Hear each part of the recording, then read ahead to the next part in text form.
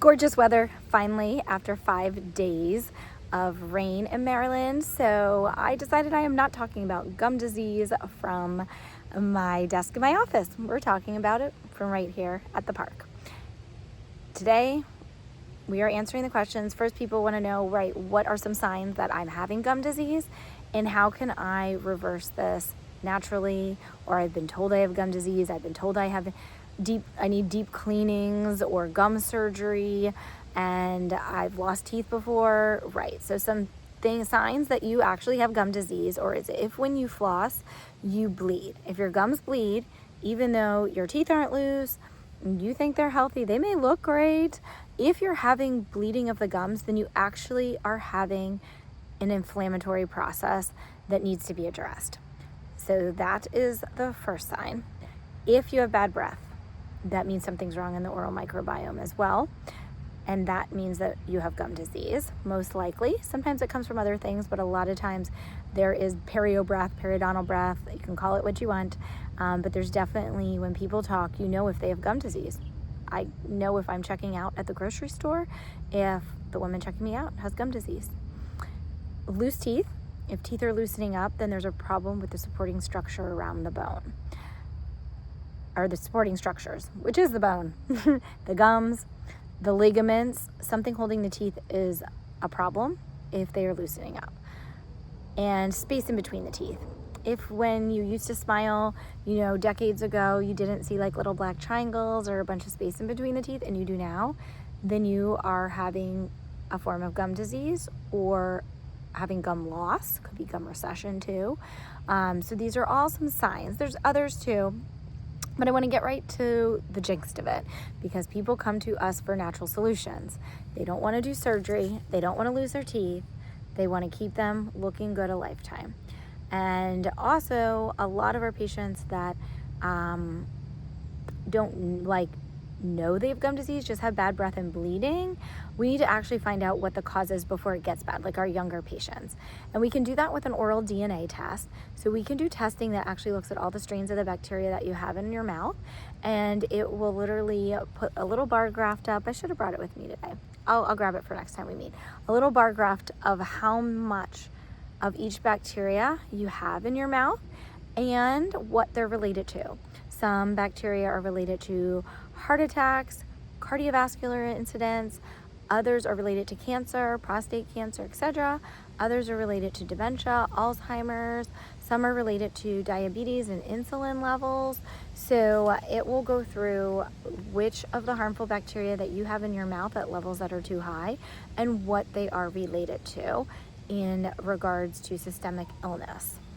Now, my patients that, again, already know that they've been told that they have gum disease, that they need deep cleanings, that they're losing their teeth, that they have bad breath, you can still test. And then the treatment that we're going to offer is things that are pretty natural and are not surgical for most people. Laser therapy.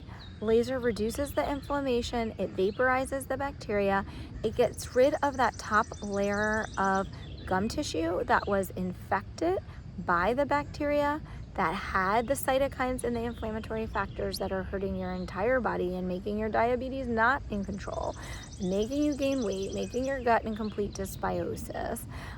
So lasers that we use for that are amazing. And they're not painful. You can have local anesthetic if you want, but some of our patients do not even need local anesthetic. It brings blood supply to that gum tissue so that it can regenerate and reattach to healthy tooth structure. You, of course, clean the healthy tooth structure. That's what people refer to as scaling and root planing and deep cleanings. You clean the tooth structure, make it healthy, but then you actually clean the soft tissue with laser energy and let that reattach back to this tissue, let the tissue reattach back to the tooth structure. So healthy, clean tooth structure and healthy, clean gum tissue reattaching back and forming a seal so that you have a healthier immune system and these toxins and viruses and bacteria don't get back into the bloodstream and cause these inflammatory conditions to go on again. We use herbals. We use homeopathic remedies. We use supplements. we will work on training you for things like nose breathing and not mouth breathing. And we will use my favorite mouthwash to use is one you can make at home for gum disease and halitosis. And that is warm salt water. Just warm up some water. You're going to use salts. I like pink Himalayan salts. I like Redmond red salts. I like Celtic gray salts, volcanic black salts. You can literally look on the package of many of the bags of salts that you just can go on Amazon or a natural food store, and you'll see that there's 80 some trace minerals in there, so that way you get all the minerals to remineralize the teeth, alkalize the saliva so it's not acidic. And then I love lemongrass oil. Lemongrass oil kills most of the bacteria that cause gum disease, and it does it naturally, and it also kills the bacteria that cause halitosis or bad breath. And then my third favorite thing that I love in mouthwash is aloe vera. Aloe vera is soothing and it heals. You can buy natural mouthwashes that have these and another dozen ingredients, 24 ingredients, 3 dozen ingredients, but this is a basic one that you can make at home.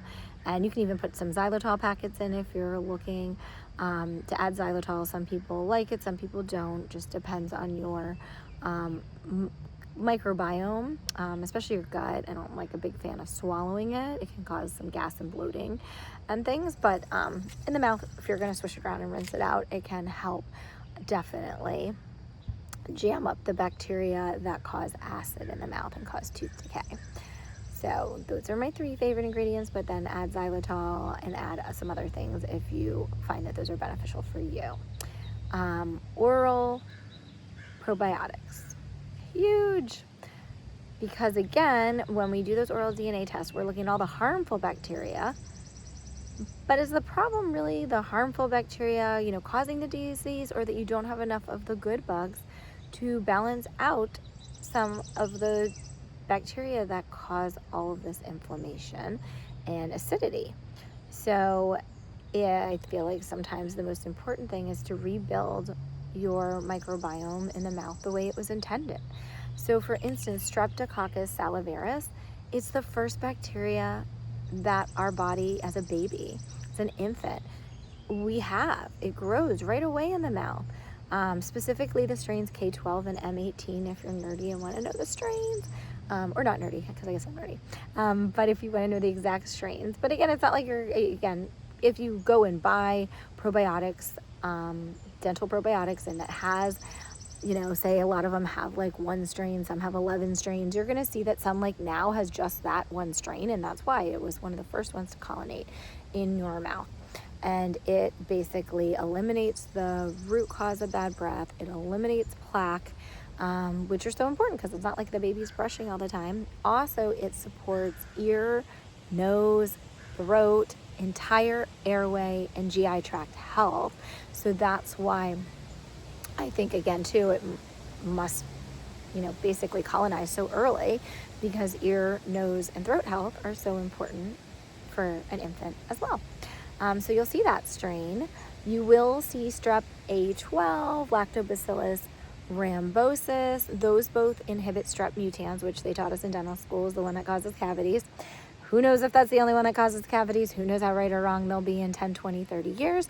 But we do know that strep A12 and lactobacillus rhamnosus do kill that one bacteria that is thought to be quite harmful when it comes to tooth decay.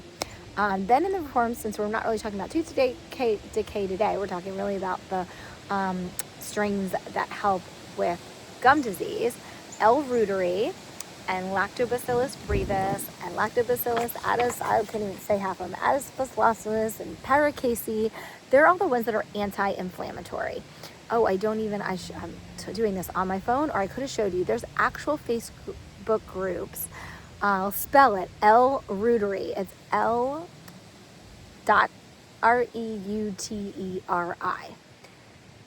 Whole Facebook groups where people make yogurts and kefirs and fermented foods specifically for this bacteria, because it can kill the bacteria that are involved in things like small intestinal bacterial overgrowth, SIBO, IMO, I think there's a FIMO now, there's FIBO, there's all these different, basically intestinal bacterial overgrowths of different areas of the intestinal tract and GI tract that aren't supposed to have these kinds of bacteria in them. So L. reuteri, super important for inflammation, Lactobacillus bravis, etc.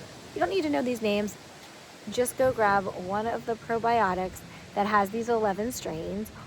Or my favorite thing always is eat foods that have them. So kimchi, sauerkraut, kefir, yogurt. Find foods from a farm, a natural dairy source. They even make goat kefir. You know, if you're lactose intolerant, try to find some of the fermented kefirs that are made from non-dairy milks. Or goat milk seems to be a lot easier for people that have a dairy allergy. And one of my favorite nutritional supplements, foods, whatever you want to call it. Again, people love buying this stuff in supplement form, and I happen to do that today at Vitamin Shop. Believe it or not, I could not believe they had sea moss.